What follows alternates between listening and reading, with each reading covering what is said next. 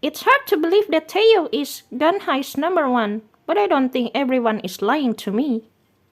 What happened here to cause Teo to have such a misunderstanding? I should probably check the stairs leading up to the second year classrooms again before Lua and the others return. Ah! Ah! My head! Ah, guess that girl with the eye patch was right, and she said that an ambush should work about now. Incredible, Ken-senpai. You downed her with one blow. Hitting a defenseless person in the back of her head with a club at that, don't you think it was too much? Ah! Guess the pain of your broken limb has gotten better, eh? I had to do this much to make that monster go down. Look, she can't even move. Ah! I can't get up! Did I get hit in the neck badly? This isn't good.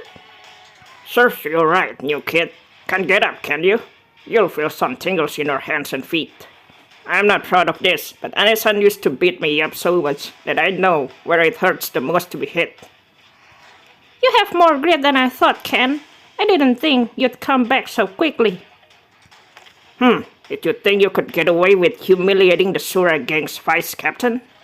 Aren't you ashamed of ambushing me after you gang up on me 3-2-1 and lost?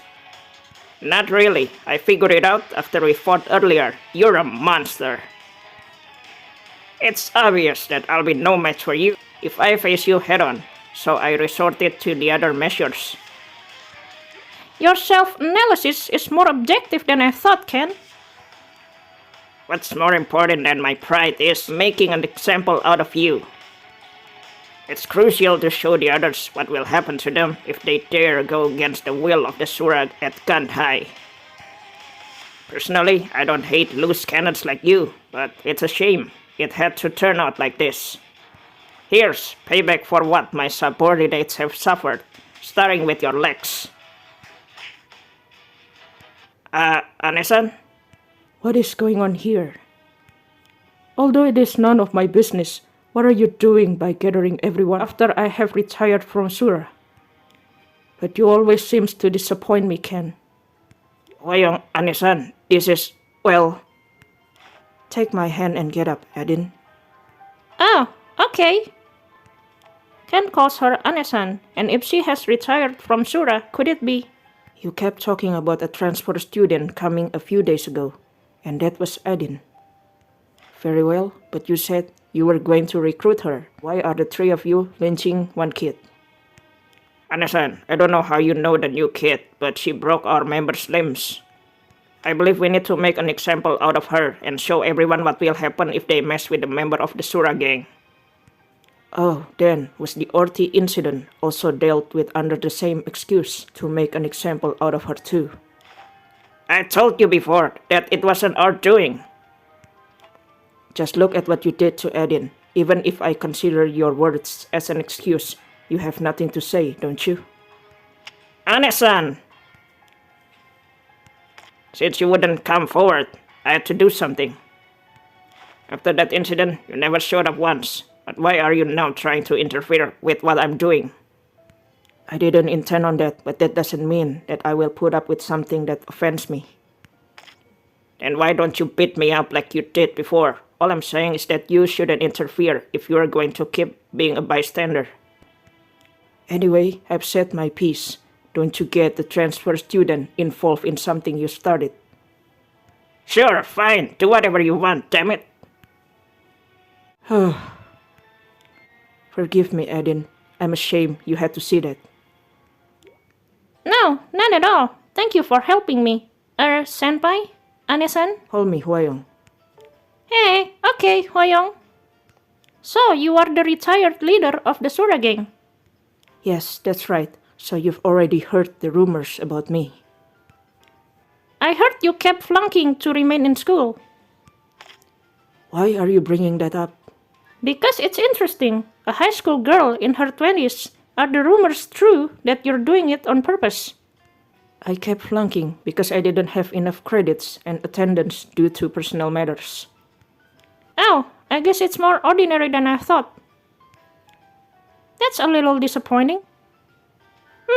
Then, are your personal matters because of the rumored incident, and that's why you and Ken had falling out? Why do you want to know about that? It's just that you look grim, and I thought maybe I could listen to your story and try to help out. Aren't you nosy? But you helped me out after hearing mine even though I'm a complete stranger to you. I guess you're right. Since you have nothing to do with the Neta Prefecture's bike war, I guess I could confide in you. The reason why I had no choice but to leave everything behind. It all started when a student of Shadwood High and a member of the Crimson Knight gang was found lynched. That must be Ori you mentioned earlier. Yes, I had no idea something like that happened.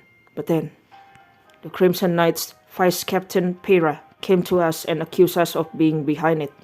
Of course, our members were livid of being framed, and I didn't believe her either. When we couldn't reach an agreement, Pyrrha challenged me to a race. Since it was a problem without an answer, we agreed that the winner's truth will be accepted without question. I accepted the challenge, thinking that it would be a good way to clear my name. However, during the race, my bike's brakes broke down, and I was seriously injured while turning a corner. I lost consciousness after that, so everything after this is what I heard from others. Ken insulted Pyrrha by accusing her of sabotaging my bike in advance, and the race sort of fizzled out. But isn't that a little strange? How can a vice captain of another gang sabotage your bike beforehand? Pyrrha is the best mechanic in Neta Prefecture. Most of the bikers in Neta Prefecture entrusted her with repairing and modifying their bikes, including me. I didn't want to blame Pyrrha without solid evidence, but then again, she accused us for Orti because we looked suspicious. In the end, Pyrrha took responsibility for causing the commotion and left the Crimson Knight, and Sura started to fall apart while I was hospitalized. So, that's why Ken was gathering people to exact revenge on the person responsible for the accident. It was for you. Yes, however, seeing that he has been doing for the sake of the collapsing gang and me, I sometimes suspect that Ken is the one who lynched Orti and caused all of this. In the end, I retired from Sura, using my injury as an excuse that I couldn't ride anymore. I chose to be a bystander in this war, to not get involved with anyone. And that's my story. What do you think, Adin? If you were me, what would you have chosen? After listening to you, I find it hard to make decisions as everyone has their own side of story. Relationships are extremely difficult to handle without breaking them. If it could be solved with my fists, I'd be okay if they came after me. Wait, you didn't have a plan when you said that you'd protect a friend in any situation? But were planning on just jumping in no matter what the situation and destroying everything that stood in your way to protect them? Who do you think I am? Of course, violence is left as a last resort. But the circumstances will change if they attack first. You sound like some sort of pre-modern warrior. You're crazier than I thought you were. But I do appreciate how straightforward you are. I'm starting to like you even more, Adin from Natsuhai.